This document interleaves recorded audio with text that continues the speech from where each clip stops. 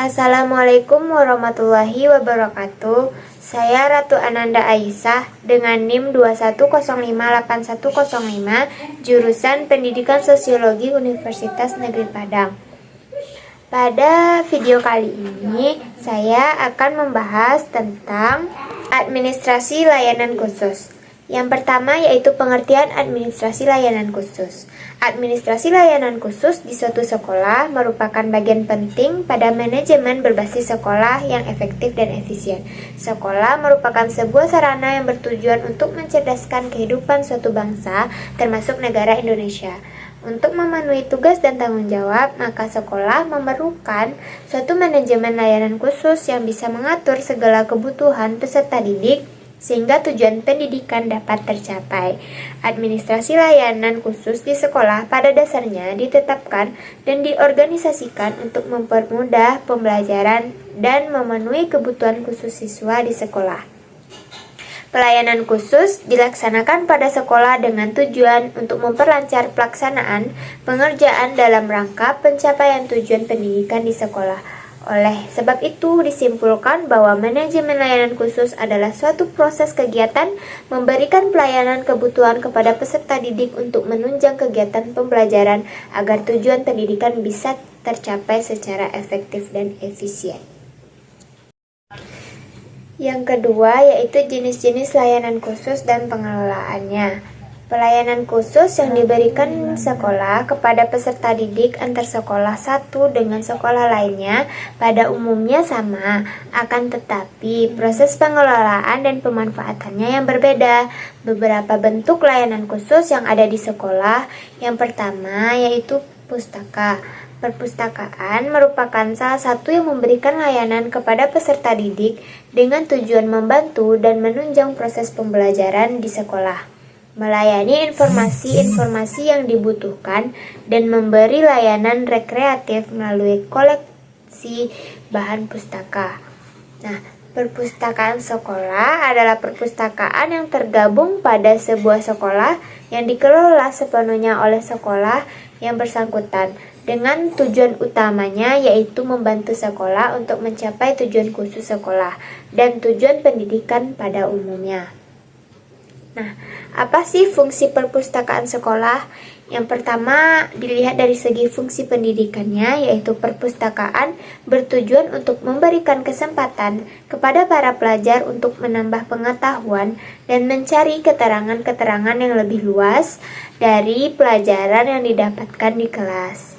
Nah, kalau dilihat dari segi fungsi informasi, yaitu sebuah perpustakaan sekolah merupakan tempat mencari informasi yang berkaitan dengan tugas siswa dan guru, serta pemenuhan rasa ingin tahu siswa dan guru pada sekolah.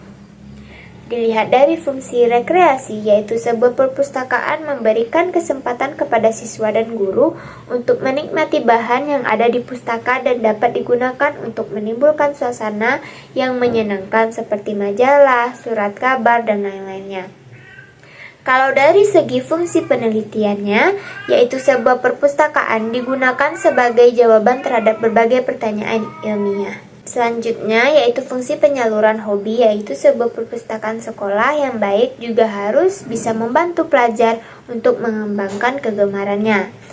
Dilihat dari fungsi penanaman rasa tanggung jawab melalui perpustakaan sekolah, para pelajar dapat dididik agar menjadi warga negara yang bertanggung jawab.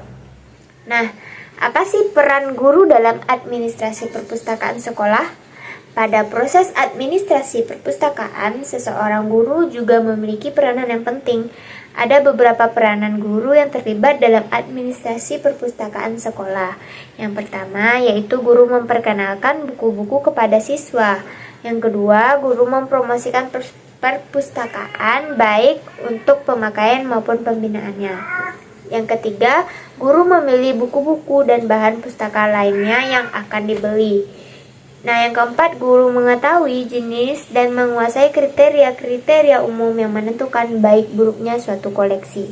Yang kelima, guru mengusahakan agar siswa aktif membantu perkembangan perpustakaan. Nah, yang kedua ada laboratorium. Laboratorium adalah sarana pendukung dalam pembelajaran di sekolah.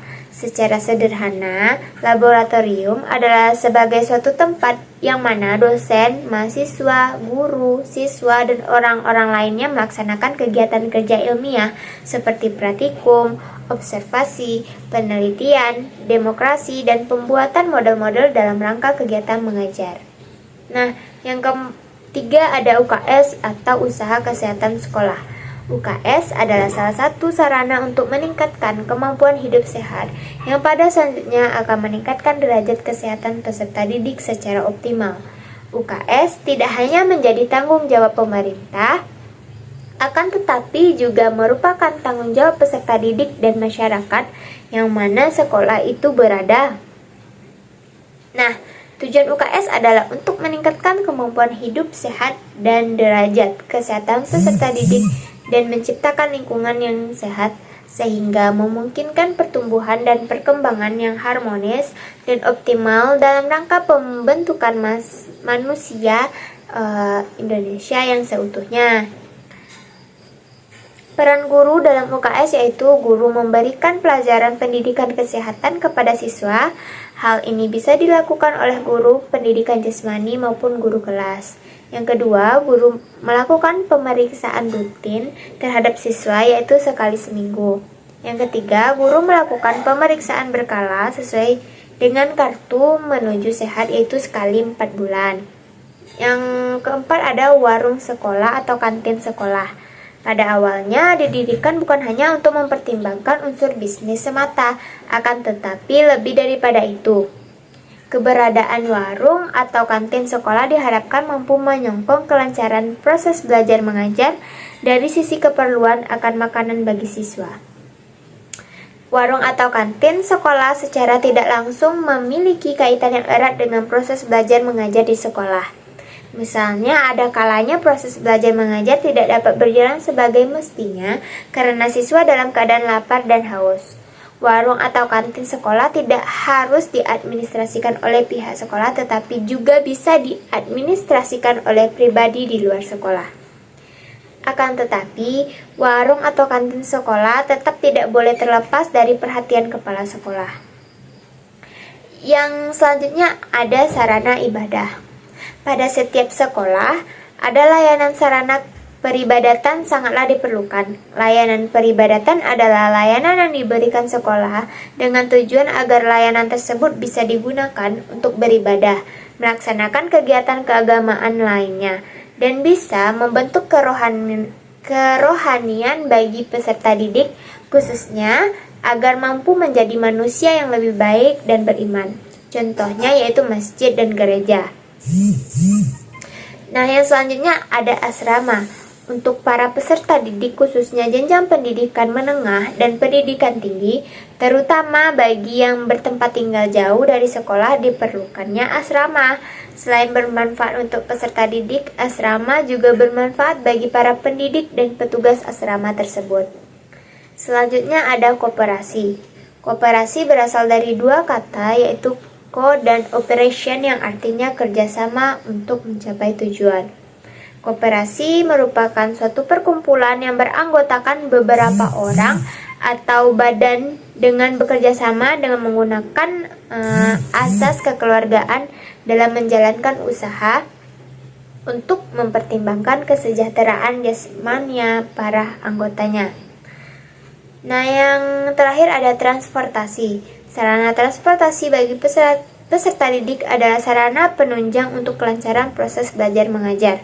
Peserta didik akan merasa aman dan dapat datang atau pulang dengan waktu yang tepat. Transportasi yang disediakan oleh pihak sekolah sangat diperlukan terutama bagi peserta didik di tingkat sekolah pendidikan TK, PAUD, dan sekolah dasar. Nah, yang terakhir dalam pembahasan kali ini adalah peran guru dalam pelayanan administrasi khusus. Salah satu peran guru dalam administrasi layanan khusus adalah dalam bidang layanan khusus asrama. Pengelolaan asrama merupakan pengurus asrama dan pelaksanaan asrama sekolah. Pengurus asrama ini berjumlah 5-7 orang yang terdiri atas guru dan anggota Dharma Wanita sekolah yang bersangkutan dan diketahui oleh wakil kepala sekolah urusan kesiswaan. Pengurusan asrama dalam melaksanakan kegiatannya bertanggung jawab kepada kepala sekolah, sedangkan pelaksanaan asrama terdiri atas pegawai tetap sekolah yang berkantor dan bertempat tinggal di asrama. Baiklah, hanya sekian pemaparan materi dari saya. Apabila ada kesalahan saya mohon maaf. Saya sudahi dengan assalamualaikum warahmatullahi wabarakatuh. Waalaikumsalam.